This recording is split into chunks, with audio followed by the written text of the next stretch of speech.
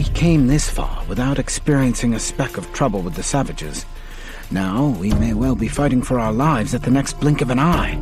Well, we sure will be doing that in about 2-3 more minutes. And these Utes are tough, you can believe it. Now let me tell you the real bad news. You've led these people into what might be a death trap. Weller opened his mouth to speak. The preacher's sharp glance made the words die in his mouth. Now you listen to me, Weller. It's about time you listen to somebody. You and your damn town in the promised land, that's crap, Weller. Pure deed crap.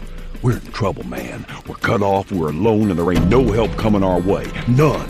Do you understand all that? Injuns are the most patient people on the face of the earth, especially Utes. I know. A band of Utes kept me and 4 other men pinned down tight for days when we was furrin' south of here. We had ample shot and powder and just warmed down, but we was in the mountains, Weller, in good cover, not stuck out here on the flats like we are now. We're gonna lose some men, Weller. Women and some kids, too, probably. Weller stood silent for a moment.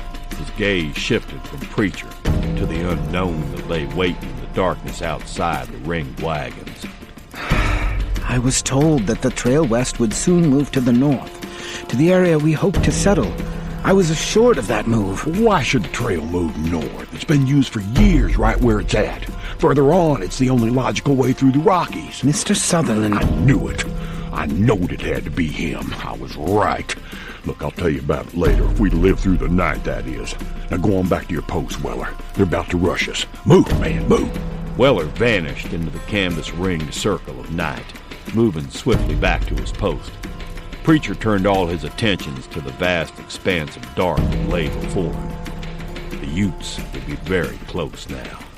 They'd had several hours of darkness to creep close, sometimes moving no more than an inch or two at a time. Preacher was just glad they weren't Apaches. They were the best at making the most out of every scrap of cover, or no damn cover at all. Preacher had briefly spoken with most of the men in the wagon train. Hardly any of them had experience when it came to fighting, for most of them came from the cities and towns back east.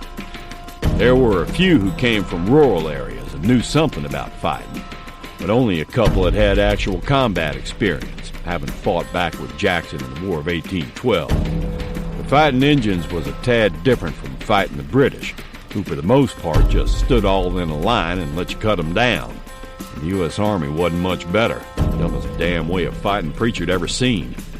Indians was a whole lot smarter when it came to fighting, and Preacher and the other mountain men had quickly adapted to their ways of stealth and ambush. Preacher saw a bush that hadn't been in that spot a couple of minutes back.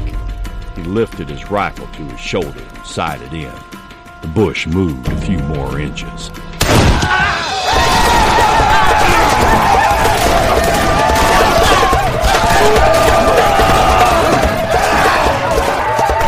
There was no breeze at all, and the gun smoke was thick and smarting to the eyes. Preacher's immediate area was momentarily clear of living things, and he took that time to recharge his weapon, looking up and around him every 2 or 3 seconds. The men of the wagon train had broken the first charge. The Utes seemed to just drop off the face of the earth, but Preacher knew better. He knew they were out there, and very close. Sing out! One mover over here took an arrow in the chest. He's dead. We got one over here wounded too. He'll be all right though. Everybody's all right over here. Left side, right side. Anybody hurt along here? No, just scared. Now stay that way. It'll help keep you alive. What's next? Probably fire arrows if they stay true to form. Everybody got a hatchet or axe close by like I told you?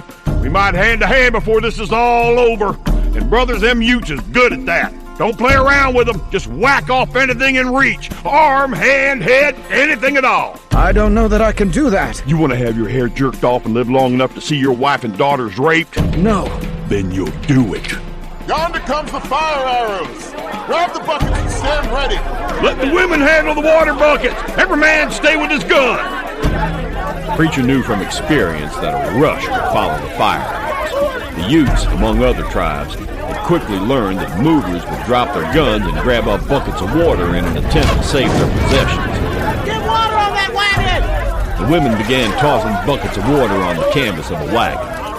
The other fire arrows fell to the ground and burned out harmlessly.